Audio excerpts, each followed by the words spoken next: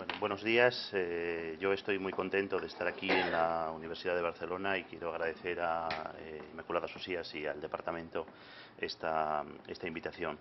Yo he preparado un trabajo específico para esta ocasión que es bastante largo, pero que creo que tampoco tiene excesivo interés presentarlo en toda su extensión. Por eso le pedí a Inmaculada que entregase a los participantes de esta mesa el trabajo. Pensé también que lo íbamos a tener aquí con objeto de analizar las diversas tablas con datos económicos que yo he preparado.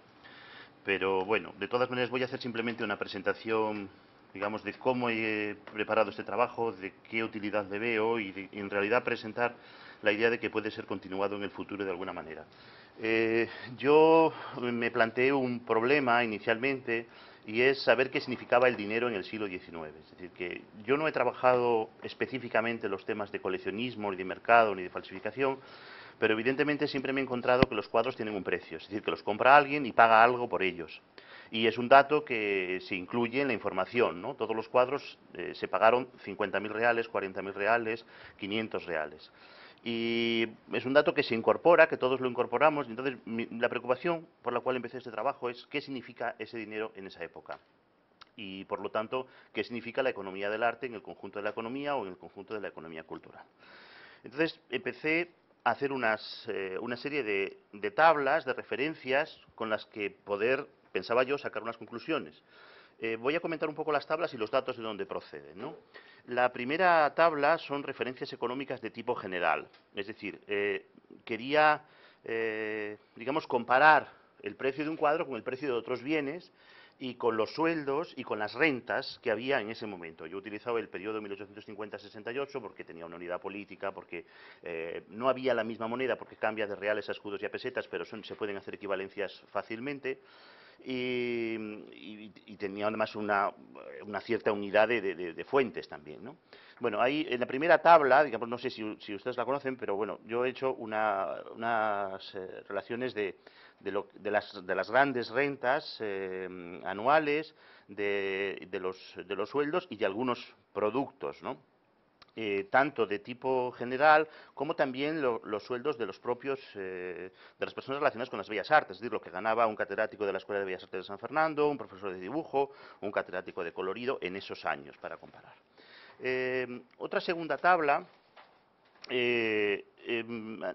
pongo las adquisiciones que compró el Estado de pintura antigua, es decir, las que compró el Ministerio de Fomento para el Museo Nacional de la Trinidad, con objeto de hacer el Gran Museo Nacional antes de la integración en el Prado, ¿no? Eso lo he sacado del tomo tercero de los fondos del Museo del Prado, pues como esos fondos pasaron al Prado, pues se sabe la cantidad que se pagó por todo ese dinero, por esas obras, ¿no? En la tercera tabla he colocado las adquisiciones del Estado de pintura moderna. Evidentemente de pintura moderna serían muchísimas más, solo he puesto las que son de más de 16.000 reales, es decir, lo que se pagó, que eso también es un dato conocido y publicado.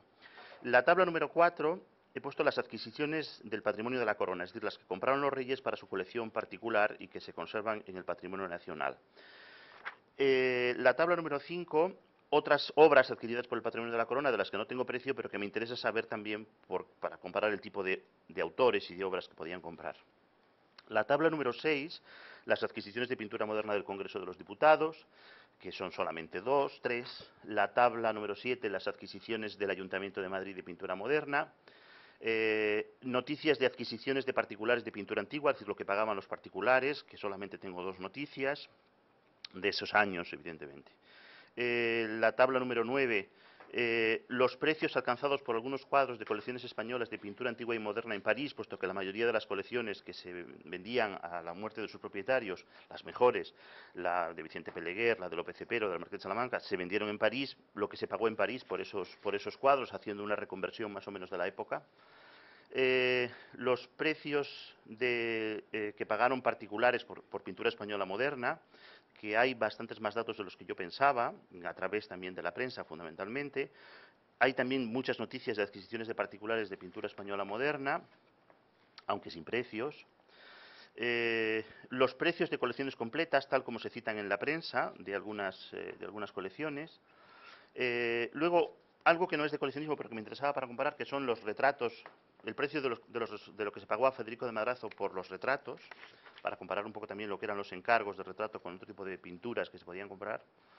Y luego, finalmente, una tarea que me parece que se puede continuar, pero que me ha resultado muy interesante, quizá la parte más interesante de toda, que son los informes de la Academia de San Fernando sobre pinturas ofrecidas en venta, que ahora se pueden consultar en red las actas de la Academia de San Fernando, porque están informatizadas, de tal manera que cualquiera puede acceder a ellas, no solo hay que tener un poco de paciencia, y ir leyendo todo lo que pone, pero una de las tareas que realizan es, digamos, hacen una labor parecida a la que hace la Junta de Exportación actualmente.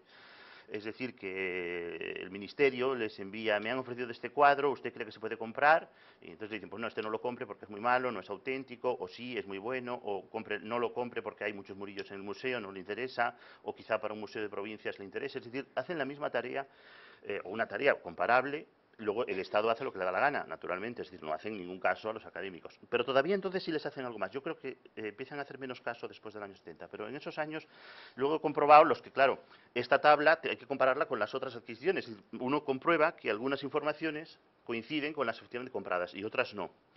Y bueno, es una lista muy larga realmente y muy interesante eh, porque se dan a veces argumentos de por qué hay que comprar unos cuadros, por qué no, y la tasación, ¿no? Porque qué precio opinan los académicos que se debe pagar por ese cuadro, ¿no?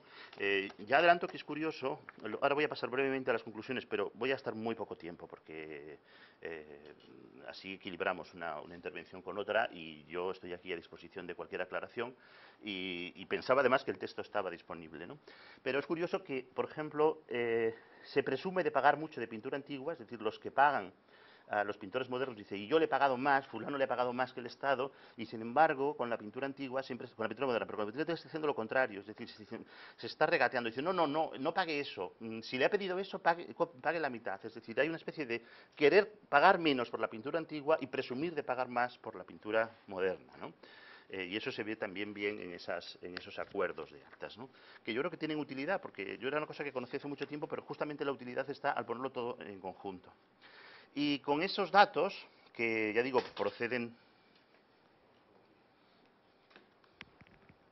de la prensa y de esos archivos y de, por supuesto, de investigaciones realizadas, ¿no? Aunque tengo que decir que no hay mucha investigación en Madrid específicamente sobre coleccionismo. Se ha estudiado en relación con artistas, con la colección de Federico de Madrazo, de José de Madrazo, etcétera, y de algunos otros, pero realmente solo un trabajo de Óscar Vázquez, de un hispanista americano que se ha dedicado a trabajar un poco los coleccionistas, el mercado y Madrid en esos años, es quizá la única referencia que tenemos.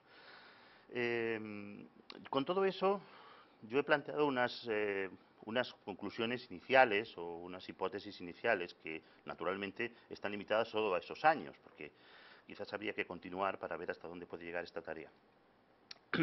Las conclusiones brevemente son las siguientes. En primer lugar, que la actividad económica relacionada con el arte es un porcentaje muy reducido de la actividad económica en general, ¿no? Los particulares no son muchos y no dedican además una parte muy grande de su presupuesto, ¿no? Incluso para el Estado también hay que decir que se gasta poco dinero en arte, porque el Estado está en construcción realmente, ¿no? Y entonces hay poco dinero, ¿no? Por ejemplo, he puesto un ejemplo, en la Exposición Nacional de 1860 el Estado se gastó 220.000 reales en comprar cuadros y la conducción de aguas a Madrid, por ejemplo, en esas fechas era 80 millones de reales. O sea que, lo digo por comparar precios, ¿no? El hecho incluso de que varias colecciones españolas importantes y liquidación de bienes se llevasen a París, yo creo que es una prueba precisamente de la dificultad para alcanzar grandes sumas por la venta de cuadros en Madrid. Incluso eso se dice en la prensa y hay artículos en la prensa. También, en general, creo que, salvo determinados cuadros de pintura moderna y muy pocos de pintura antigua, los cuadros son muy baratos. O sea, se venden en un precio relativamente módico en relación con otros productos o con otros bienes culturales, ¿no? La segunda cuestión se refiere a la diversidad de puntos de venta, que es algo que también me ha parecido interesante. Solo quiero comentar aquí, aparte de bueno, librerías, prenderías, noticias de empresas de que se venden en tal lugar, tal cuadro, que vaya usted a verlo, en fin, algunas noticias de ese tipo recojo, pero hay una noticia que me llamó la atención porque, aunque está inventariada en el excelente trabajo de Esperanza Navarrete, que es investigadora, aparte de bibliotecaria de la Academia, que estudió la prensa en Madrid, y claro, es un trabajo de inventario de noticias que los estudiosos no hemos leído. Realmente me he dado cuenta al revisar todo ese trabajo de Esperanza Navarrete que había una noticia que no la recoge ni Óscar Vázquez en ese trabajo, y es una noticia muy importante sobre un establecimiento de venta de cuadros, de venta de pinturas especializado en Madrid en 1853. No lo sé, a lo mejor alguien de los que está aquí lo conocía, pero yo no lo conocía. Pero tengo que decir que procede de esa... Pero claro, cuando uno tiene una lista de noticias de prensa de arte, pues solamente cuando se pone a esto puede dar con ello. Y es una noticia que aparece en la Ilustración, no en la Ilustración hispanoamericana, sino en la Ilustración, que es un periódico del año 53, y habla de ese lugar especializado de venta de pinturas. Y voy a extenderme 3 minutos sobre ese artículo porque creo que pueden cambiar algunas de nuestras percepciones con respecto a lo que era el lugar de venta de cuadros en Madrid, ¿no? Donde siempre se dice que no hay ningún nada, que no se vende nada, que hay que ir a París a vender, que, en fin, pues ahí parece que no, que había algo, ¿no? Que por lo menos es un lugar donde hay una conciencia de un lugar especializado para vender objetos artísticos. Se dirige igualmente a compradores como a vendedores, es decir, tanto a artistas modernos como a coleccionistas de pintura antigua. Eso a mí me interesa porque incide sobre algo que todos los que trabajamos en el siglo XIX lo sabemos muy bien, y es la confluencia de intereses estéticos entre lo antiguo y lo moderno, ¿no? Esa frontera entre lo que es antiguo y lo que es moderno en el siglo XIX no existe. La conciencia de modernidad como tiempo, como frontera, como abismo temporal, es algo que aparece más tarde, ¿no? Hay una idea ahí muy próxima, ¿no? Y por eso no es nada raro que se venda un cuadro antiguo y un cuadro moderno en el mismo lugar y con con los mismos criterios, podríamos decir. Ese establecimiento aspira a una profesionalidad, es decir, a no engañar, ¿no? Y por eso se diferencia de los anticuarios. El anticuario está muy mal visto, en los españoles pintados por sí mismo está visto como un personaje siempre muy siniestro, y hay una voluntad de que eso es una cosa profesional, de que es transparente, de que el porcentaje de lo que se va a ganar es una cosa determinada, de que se deposita con una seguridad, es decir, que son cosas que yo, insisto, no conocía. Tiene también una función educativa para poder copiar cuadros, ¿no? Para que los cuadros sean copiados en ese lugar. Tiene corresponsalías en París, Londres, Italia, para vender los cuadros de determinados mérito. Y luego también actúa como intermediario, dice, para ese establecimiento, para encargar cuadros que de alguna manera, desde nuestra perspectiva actual, podían rozar la falsificación, ¿no?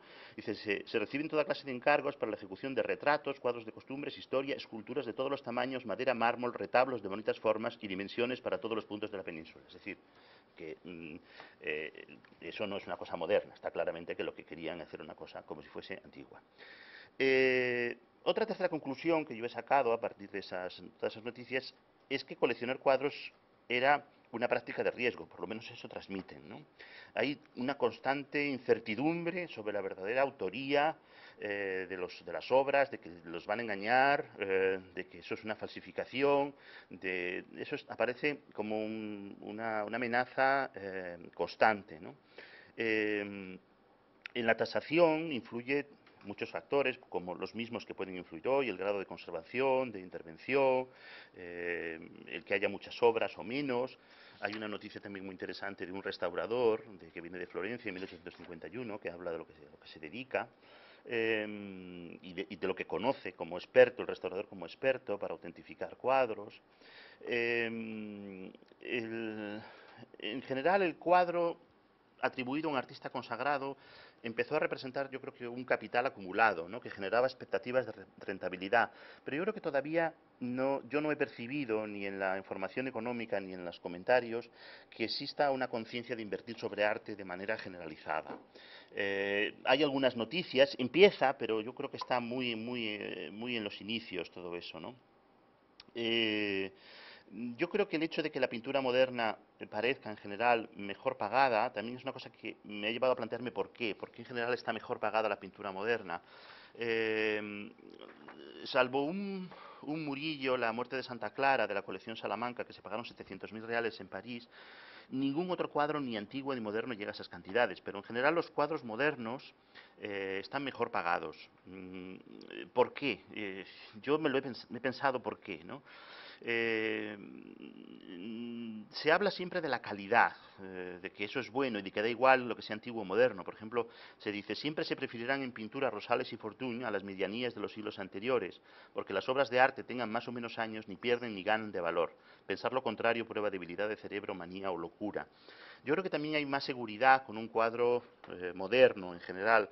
Y pienso que también se paga más porque está relacionado con un trabajo directo, creo yo, más que con una idea de una cosa que se acumula. Pero en fin, puede que haya otras razones, alguna otra explico, pero no me voy a extender ahora. Respecto al presupuesto que tienen los compradores, como he dicho antes, el gobierno se gasta mucho dinero, y es quien lo hace de forma más regular, pero no es el mejor pagador.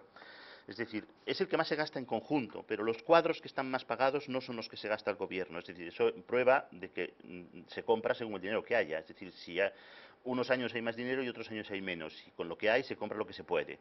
Mientras que el comprador particular o la corona o incluso el Congreso, pues cuando compra un cuadro tiene conciencia de lo que está comprando y por lo tanto paga cantidades más altas, ¿no? Quizás también como sucede hoy. Y luego analizo también un poco el prestigio de comprar y de coleccionar, que es algo que a mí me interesa bastante y eso siempre me ha interesado, ¿no? Por eso esa abundancia de noticias de las personas, de los personajes de la aristocracia, de los políticos, que compran y se dicen los nombres para que uno sepa quiénes son y, digamos, para que se genere una cierta emulación de esa idea, ¿no? Y de la preocupación también del propio gobierno por el arte, ¿no?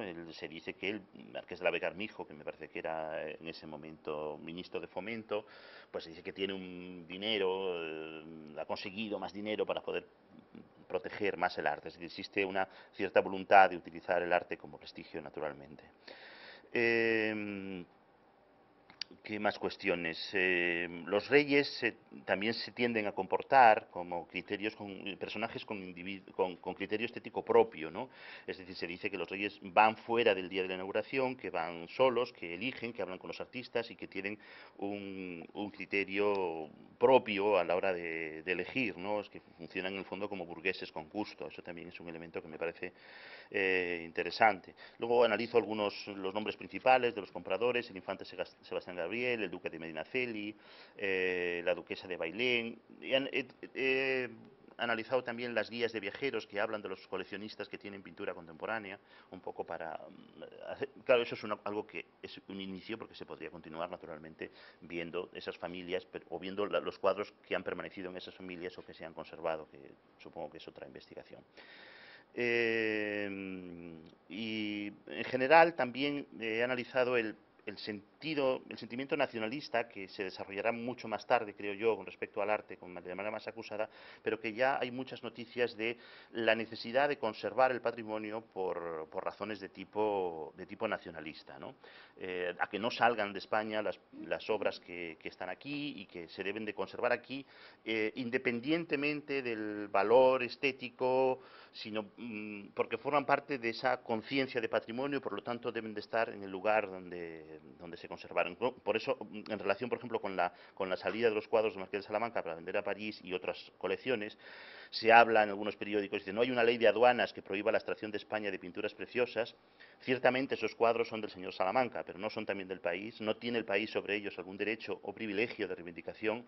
El señor Salamanca lleva a vender a París muchos de los mejores cuadros españoles y hay una grandeza que oye la noticia impasible y una prensa que se llama liberal, apasionada de las bellas artes, amantes del progreso moral e intelectual de los pueblos, que consigna el hecho como la cosa más natural del mundo. Bueno, podría seguir, pero creo que es mejor ser breve y facilitar el diálogo siguiendo tu consejo, Inmaculada. Así que nada más, gracias. Muchas gracias a ti. Sí, bueno, y pasamos a preguntas. Yo creo que nos has contado cosas muy interesantes y has trazado pasarelas de futuro también, ¿no? Sí, un poco de eso se trataba, ¿no? Sí, sí, sí, yo creo que sí. Y bueno, no sé si hay alguna persona que quiera comentar algún aspecto. Lo que decía Carlos de la mayor valoración de la pintura contemporánea en aquel momento, de alguna forma también podemos interpretarlo en la actualidad. Es igual. Pintura contemporánea tiene una valoración sobre no las grandes figuras, pero otros pintores destacados que no se han convertido en iconos internacionales, pues tienen precios francamente inferiores y que totalmente, desde mi punto de vista, incomparables con lo que merecerían si se paga lo que se paga por obras, ya no digamos pintura contemporáneas. En eso hay un paralelismo. Un paralelismo Sí, será sí. La condición humana que fluye siempre. Sí, parece ser que sí, que es la... Pero no deja de sorprender porque la conclusión es que se ha producido una devaluación de la pintura del siglo XIX. Es decir, que todo el que compró pintura del siglo XIX no hizo ningún negocio. Es decir, pagó unas cantidades desmesuradas por una cosa que a muy pocos años ya valía muy poco, pero no hubo que esperar a 1920. Es decir, en 1900 ya lo que se había pagado por esos artistas de los años 60 era una barbaridad. Pero bueno, por lo menos esa pintura se conservará bien, que ya. Contemporánea. Sí, mientras que los que pudieron hacerse con algunas obras antiguas, no sé, que eran muchísimo más baratas que los cuadros contemporáneos, pues estos a lo mejor, si lo pensaron con sentido de negocio, pues lo consiguieron. Eso es lo sorprendente, ¿no? Que a mí me sorprende, bueno, no me sorprende relativamente, porque evidentemente va en relación con la fortuna crítica de los artistas. Entonces, claro, los precios están en relación con la fortuna crítica de los artistas. Es decir, que determinados cuadros de Goya en los años 60, no sé, el retrato de Moratín de Valleu, que se paga poquísimo, o sea, lo tengo por ahí una cantidad ridícula. Porque, claro, importan también los temas. Es decir, un retrato de un señor, pues es un retrato de un señor. Eso podríamos comprar tal vez el curso bastante barato. Bueno, eso no es mi...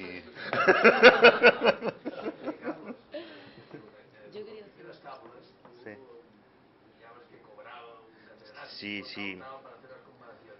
La pregunta muy directa, ¿qué catedrático de Bellas Artes del siglo XIX podría comprar los cuadros? Ahora podría comprar los cuadros en un paralelismo. Entonces los compraban, pero claro, sabemos cómo los compraban también. No, realmente yo hice esta tabla, te explico ya que me has preguntado por ese, creo que es una tabla, esperaba que alguien me dijese que ha hecho una comparación un poco, bueno, ¿cómo puedo comparar yo un sueldo con lo que significa un sueldo ahora y lo que significa un sueldo en 1850? Es decir, es una comparación que no tiene sentido. Lo que pasa es que la hace una tesis doctoral que a mí me gusta mucho, que es el libro libro en Madrid, la historia del libro en Madrid, la historia de las colecciones, de quién tenía libros, de qué libros se leían, de cuánto costaban los libros. Y entonces, a partir de ahí pensé, y algunos de los datos vienen de esa tesis, es decir, que si se compara lo que gana un escritor por publicar un libro, lo que gana un poeta, lo que gana un novelista, y lo que cuesta un libro, y quién tenía bibliotecas, pues creo que se puede hacer la misma comparación. Entonces, es un inicio, es decir, a lo mejor... Entonces, claro, lo que me di cuenta es que quien compra cuadros fundamentalmente son los que tienen rentas, pero es que es una barbaridad, porque es que las rentas más altas de la burguesía de negocios en Madrid y en Barcelona, en las grandes ciudades, eran entre 12 y 15 millones de reales. Y en Madrid, además, había una burguesía de negocios que no había en otros lugares, había unos 12 o 15 familias que ganaban hasta 50 millones de reales. Es decir, con eso podían haber comprado lo que les diera la gana. Es decir, que son los que compraban realmente. Porque, claro, el Federico de Madrazo, José de Madrazo, cuando coleccionan, no funcionan en su coleccionismo como compradores. Es decir, su estrategia de adquisición de pinturas es otra. Es decir, claro que un catedrático de Bellas Artes tiene pintura y tenían colecciones, pero ellos no iban al mercado a comprar, ¿no? Incluso ahí en las propias actas de la Academia a veces hay suspicacias porque se ve que los que promueven la compra al Estado son los propios académicos. Pero vamos, son cosas que son... Es que hay cosas que suenan ahora. Es decir, que son los que quieren a ver si... Que he visto, que conozco a fulano, que este cuadro, a ver si lo puedo comprar, ¿no? Esa cosa... Sí. Yo te quería preguntar una cosa que es muy obvia, pero es el mercado burgués. Es decir, porque tú has hablado, claro, de los grandes coleccionistas, etcétera, etcétera, pero bueno, nosotros porque quizá lo miramos un poco en clave catalana y también pensamos, pues bueno, pues que Martí Alsina fue el primer pintor que realmente consiguió vivir de la pintura, y estoy hablando de cosas tontas como el cambio de formato, la introducción pues del paisaje, la pintura a costumbres, etcétera, ¿no? Digamos, esto, ¿cómo se podría ver en Madrid o hacer este tipo de compra? Ahora acabas de meter el tema de los grandes burgueses, ¿no? Es decir, de los que compraban estos burgueses. Luego hay otra cosa que me parece muy sugerente y es, bueno, yo te hablo, claro, de lo que conozco más, que además Francesc Fomón ha trabajado mucho más que yo, es lo que sabemos aquí sobre los primeros vendedores de pintura, que antes de la Sala Parés, que eran pues aquellas casas de cuadros que estaban cerca del Bolsín, el padre de Folch y Torras, etcétera, que eran casas pues que vendían, que enmarcaban, etcétera, etcétera, que vendían elementos para los estudiantes de Bellas Artes y que además empezaron a vender cuadros. Y estaban cerca del Bolsín porque donde estaba la Academia de Bellas Artes entonces, ¿no? Es decir, ¿se produce este proceso en Madrid? Es decir, que cerca de la Academia de San Fernando las tiendas, las tienduchas que vendían lápices y no sé qué y elementos para el dibujo. En estos años no. En estos años aún no. Yo en estos años yo creo que no. En estos años además es que no hay una burguesía que compre. No hay una burguesía. Porque luego otra pregunta, es decir, de personajes que claro, no forman parte de la aristocracia, que no tienen un título nobiliario, es a lo mejor el ministro de Fomento, un hermano del ministro de Fomento, y compran el cuadro del pintor peor, que es un espadachín del siglo XVII que mide 25 centímetros. Sucedáneos de pintura de historia. Nacional, que es una cosa que ni se sabe cómo es, o sea, me lo imagino, claro. O sea, no hay, cuando uno ve las grandes obras compradas, son todos de personajes, son aristócratas, realmente, sí, sí. Aristócratas del día anterior, sí, efectivamente, sí, con título, enriquecidos de esa época, efectivamente, no forman parte de las grandes, sí, y termino, de hecho, he puesto la tabla de los retratos porque lo que se paga por un retrato a Federico de Madrazo es muchísimo más que el cuadrito que la misma persona compra en la exposición nacional, o sea que se gasta poco dinero realmente, en esos años, te hablo de esos. Pero a lo mejor lo que decía ella es esa burguesía en Madrid sí que existe. Existe, lo que pasa es que enseguida tienen todos un título nobiliario. Está hablando del Marqués de las Marismas del Guadalquivir, el Marqués de Salamanca. El Marqués de Salamanca es como este que acabamos de ver, un empresario de ferrocarriles fundamentalmente, ¿no? Sí, pero... Entonces, se convierte en aristocracia, pero a posteriori ya después. Ya, pero...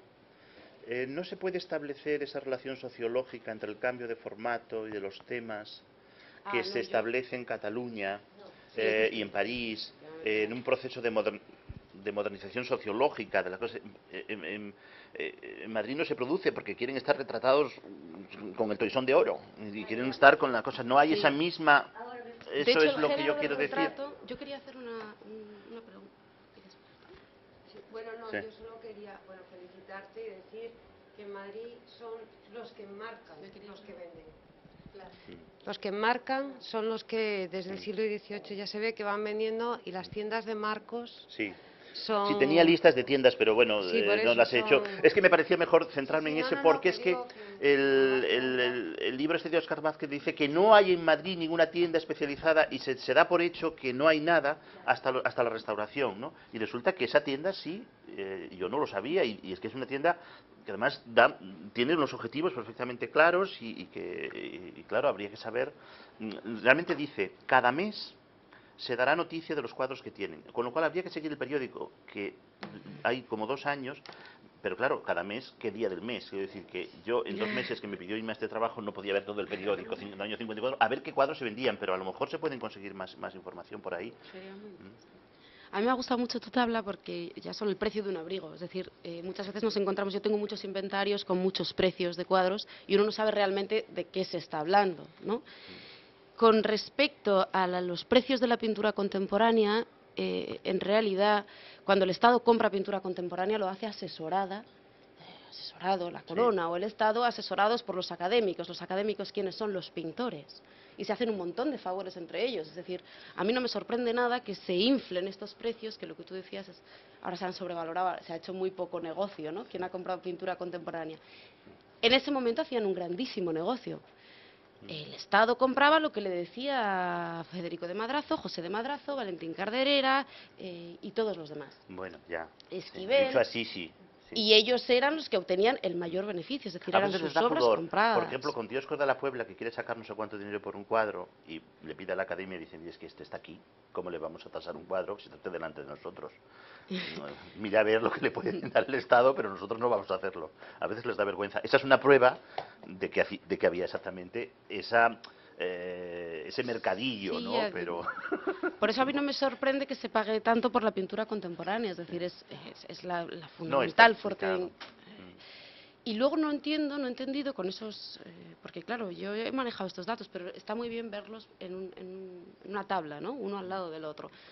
No he entendido muy bien por qué entonces iban los pintores a hacer copias para sustituir en algunos conventos, y hay muchísimas, hay infinidad de denuncias de este tipo, de que hay un pintor que pulula por los conventos, sobre todo en Andalucía, sustituyendo a los originales las copias que él mismo hace.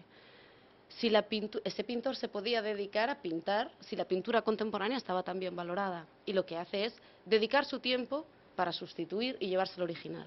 Bueno, está valorada la pintura contemporánea de los pintores de cierto ciertos, renombre. sí, pero este es un pintor de cierto renombre.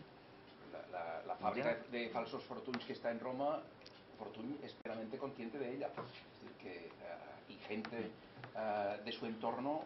No, pero yo me refiero a... Sí, yo te entiendo, sí. Que cómo es posible si ese pintor haciendo cuadros sus modernos, propios cuadros iban a tener más ¿por qué éxito? iba a copiar unos...? Sí, a mí no me convence mucho las cifras oficiales que dan de compras.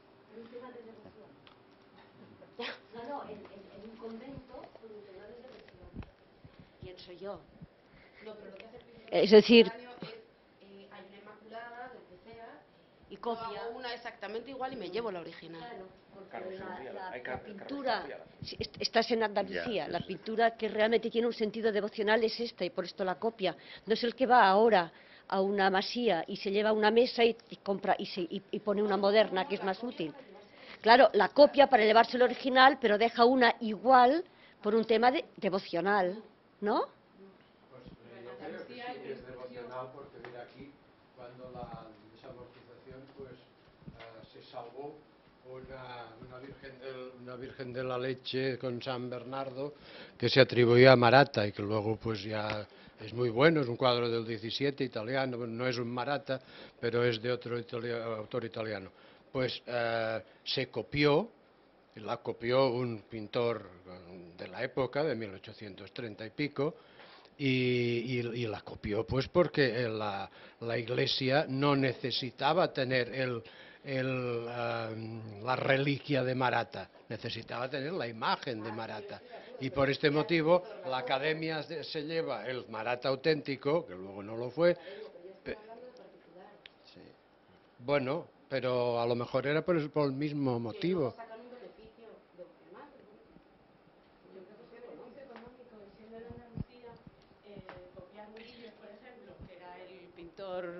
Favorito desde que estuvieron allí en el lustro real en el 18 y luego a lo largo de todo el 19, copiar Murillos era una fuente de ingresos importantísima, y por otra parte el que llegaba, copiaba el Murillo y se llevaba el original a su casa, sabía que iba a hacer un negocio después vendiéndolo. Pero vamos a ver. Esto se viene haciendo en Italia desde hacía un siglo o más, copiar cuadros de los conventos, sacarlos y ponerlos en el mercado. Y la cosa sí, es muy de devoción. A las monjas le dice, bueno, a ti para rezarle te da igual, rézale a la mía, que la buena vuestra me la llevo yo, que le voy a sacar mucho dinero. Pero también los que van por ahí, todavía hoy, los que van por ahí recogiendo antigüedades, yo he visto ir con monedas de oro, de estas que venden de modernas, de la fábrica de la moneda, te cambio esta que es el doble de grande por ese áureo de Adriano que, en fin, a ti te da igual y mira, esta es más grandota. Entonces, eso es lo que hacen los artistas, o sea que vamos a dejarnos de devoción. El artista va allí a coger una obra original a la que le va a sacar dinero y rézale a esta que te he pintado yo, vamos, si de devoción habláis. Y luego aprovecho que tengo el micrófono y voy a decir una cosa. Siento que me he tenido que salir porque me he tenido una llamada que no podía y tal, y yo estaba aquí tomando notas, pero estaba tomando notas para decir cosas sobre los precios, porque efectivamente hay habría que saber cuál es el precio de un sueldo, el precio de los reales, el precio de tal, pero es muy real. Yo no creo que se pueda decir, en la exposición de 1860 se gastan 260.000 reales en esto, y sin embargo el canal de Isabel II cuesta tanto. Si dentro de X años se hace una comparación, y acabo de leer el periódico esta mañana, dirían, en Arco se gasta el Estado tanto, y en comprar un futbolista se gastan tanto. Con lo cual, parece que es que en arte no se invierte absolutamente nada. Yo creo, además, aparte de que esas comparaciones hay que hacerlas con mucho cuidado, luego creo que hay otra cosa más importante incluso que ver cuánto vale la peseta, cuánto vale el sueldo, cuánto tal, y es la realidad de los datos que tenemos. Si nosotros hiciésemos un estudio de los precios por los datos que se registran en la aduana de Cádiz de todo lo que viene de América, saldría algo absolutamente disparatado, porque no son reales. Y es muy posible que los precios del arte contemporáneo se hinchen a propósito, porque interesa que se demuestre que esto vale, y entonces tiene unos amigos que le publican en la prensa precios que pueden no ser reales. Las cifras de la Academia de San Fernando de precios, yo no me las creo, pero ni entonces ni ahora. Y si nosotros hiciésemos una historia del Museo Arqueológico Nacional de los años 70, bueno, no voy a decir fechas, bueno, de unos años, hacemos una historia de lo que ha adquirido el Museo Arqueológico Nacional, precios, y aquí es absolutamente todo falso. Falso, porque todavía están vivos los que hicieron las operaciones. Este se le ha comprado, en vez de decir, se le ha comprado al anticuario tal, se le ha comprado a este que fue un alumno de la facultad. Y hoy día es persona conocida. Entonces era un alumno de la facultad que le dijeron firma aquí. Entonces, no vayas a veces a pedir datos de esos. Sí, Jesús. Bueno, sí, pero yo estoy de acuerdo con Carlos. Es con lo que nos tenemos que mover, porque son los datos que tenemos. Yo solo hablaba de las copias. Se copiaba también porque para sacar el cuadro necesitabas meterlo como si fuera una copia. Entonces necesitabas dejar una copia del original en el altar de turno para poder llevarte fuera el original. Y de hecho los diplomáticos lo hacían así. Decían que compraban y que encargaban copias, que dejaban los originales y ellos se llevaban las copias. Pero lo cierto es que ellos se llevaban los originales y lo que dejaban eran las copias. Además que el concepto de museo de reproducciones, que hoy día ya no existe, en aquella época existía, o sea, como que no había fotograbado fiable, pues la mejor testigo de una obra famosa pues era una buena copia hecha por un profesional. Y por esto mismo vemos que en las academias de Bellas Artes están llenas de copias y que no son meros ejercicios, es que son a veces copias inducidas.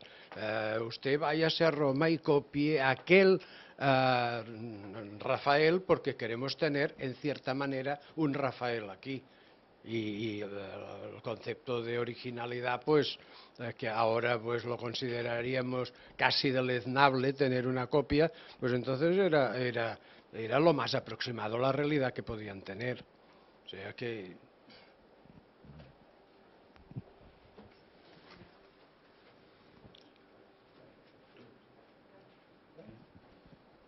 No, yo voy a... Sí, bueno, no, yo nada, pues felicitarte. Realmente está muy bien, es decir, si esto del coleccionismo, estudiarlo está empezando, estudiar el comercio y el mecanismo del comercio, lo que valían las cosas, todavía está por empezar aún más, ¿no? Y tiene que ir en paralelo, porque tienen relación. Lo que pasa es que, claro, es mucho más difícil estudiarlo. En Madrid tenéis la ventaja de que, claro, las instituciones oficiales compraban y hay más documentación. Yo estaba pensando, porque leí tu trabajo, es decir, ¿qué podríamos hacer en Barcelona para hacer un estudio parecido? Entonces, claro, no hay mucho. Es decir, se trataría de encontrar documentación privada, es decir, de coleccionistas que anotaran, que dieran noticias de que pagaron por sus cuadros. Pero claro, yo no sé si las escasísimas adquisiciones de la Academia han dejado un rastro de precio. Y entonces, claro, esto va a costar un poco más. Y en relación bueno, también sorprende, pero piensas, bueno, pues los cuadros antiguos van a valer mucho, ¿no? Y no, efectivamente valen muy poco. En este caso yo creo que la razón es de que en Madrid, sobre todo a mediados del siglo XIX, se estaban desmontando algunas colecciones nobiliarias muy importantes y por lo tanto hay un fenómeno de sobreoferta muy grande. Que solo algunos grandes nombres realmente valen mucho, Murillo y poco más, y por tanto todo lo demás, en fin, pintores barrocos del XVII, italianos o españoles, no tienen precio, o sea, hay muchos para comprar y son muy baratos. Y luego yo creo que también aquí opera el mecanismo que ahora ha desaparecido de los mecenas, es decir, todavía a nivel social, en una sociedad con muchas diferencias sociales muy acusadas, es decir, la gente rica, que gasta poco en arte, pero que necesita un punto de prestigio, dice, bueno, pues yo compro artistas jóvenes para protegerlos o artistas famosos, es decir, la idea de hacer mecenazgo con los artistas. Y yo creo que ellos lo fomentan, lógicamente, y yo creo que eso también opera a favor de los artistas modernos. En Barcelona, pues Sebastián Antón Pascual hacía lo mismo, es decir, tiene también, luego hablaremos, muchos artistas de su tiempo, es decir, en ese caso también hay un mecanismo de mecenazgo directo, que ahora ha desaparecido, que ahora ya nadie hace esto, es decir, porque es una cosa más objetiva, diría, pero vas a comprar al marchante y se acabó, es decir, no necesitas este mecanismo, ¿no?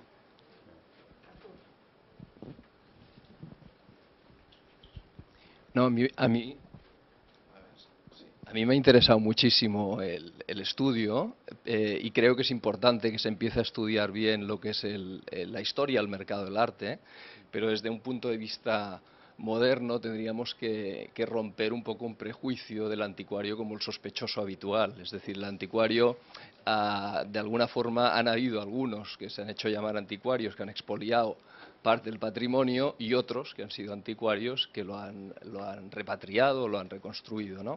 Por tanto, esta es una primera reflexión.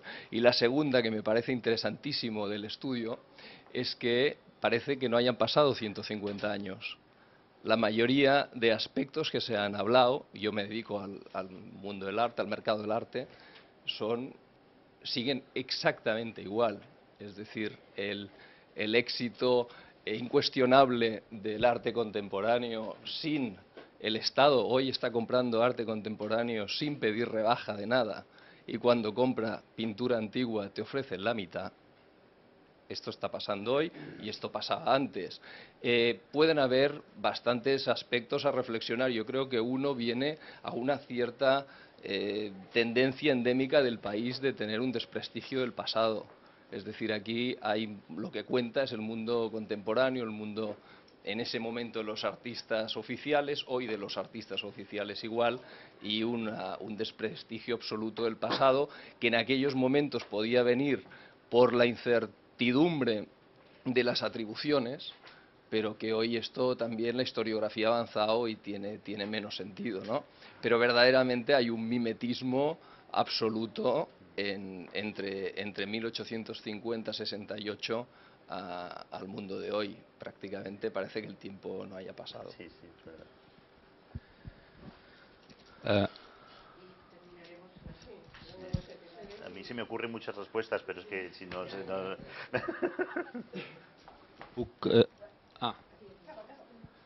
No, solo una pregunta muy rápida.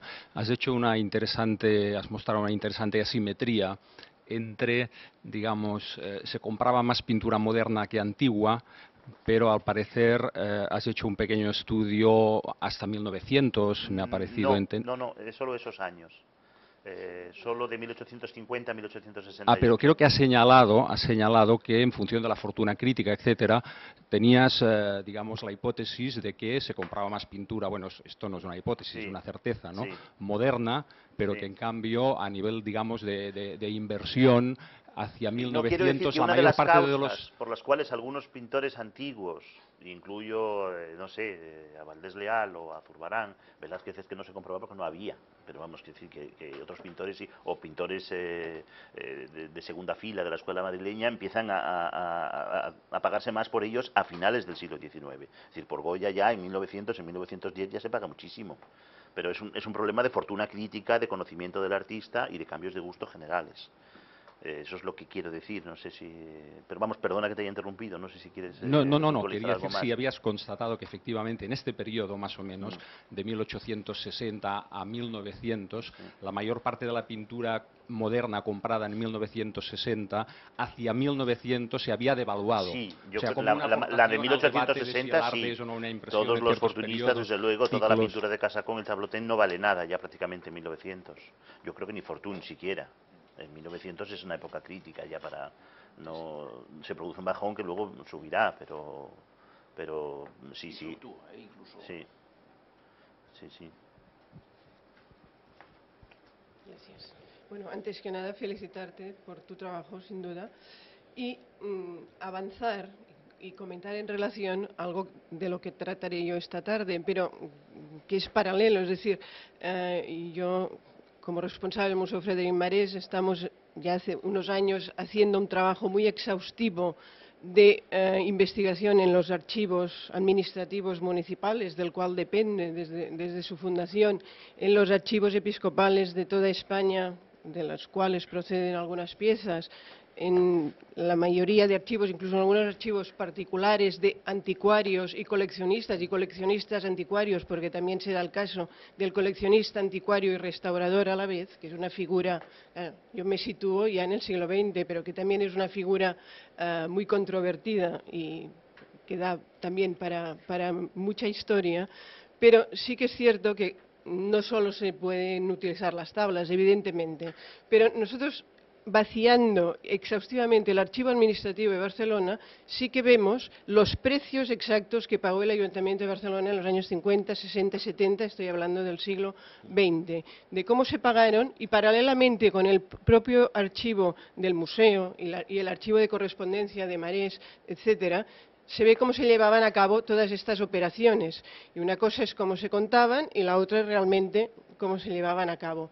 Realmente nos hemos dado cuenta, por ejemplo, y enlazando con una cosa que ha comentado Inma Socias, cómo el arte moderno y el arte antiguo, y en nuestro caso me ciño a escultura, que es un mundo totalmente distinto de la pintura, totalmente distinto, en los años 50 y 60 la escultura medieval y renacentista es muy, muy, muy apreciada y se pagan unos precios extraordinarios, y junto a esto las pinturas de un Ramón Casas, bueno, se pagan por nada. Es decir, es muy interesante, quiero decir que es un trabajo, de acuerdo con Ventura, bueno, y con todos los que estamos aquí, que tendríamos que profundizar y buscar en todos, incluso en los museos nacionales, etcétera, en las academias, naturalmente, porque realmente contribuye a destruir muchas leyendas negras, además, y muchas voces que corren o que corrían años atrás y que se están desmintiendo claramente de ver cómo se accedía a estas piezas, cómo el mercado anticuario ofrecía a los grandes coleccionistas. Bueno, yo esta tarde me ceñiré más, pero es decir que 100 años después, o como comentaba ahora también Artur Ramón, ¿no? Vemos que las cosas en mediados del XIX, que yo también conozco un poquitín, ¿no? y a mediados del XX, y el gran cambio y la gran distancia, sobre todo, y todos estaremos de acuerdo, entre la pintura y la escultura, que este es otro tema interesantísimo para trabajar. Es decir que, bueno, nada, solo para añadir un poco una visión posterior. Muchas gracias, Carlos. Bueno, gracias a vosotros. Seguimos aquí. Sí,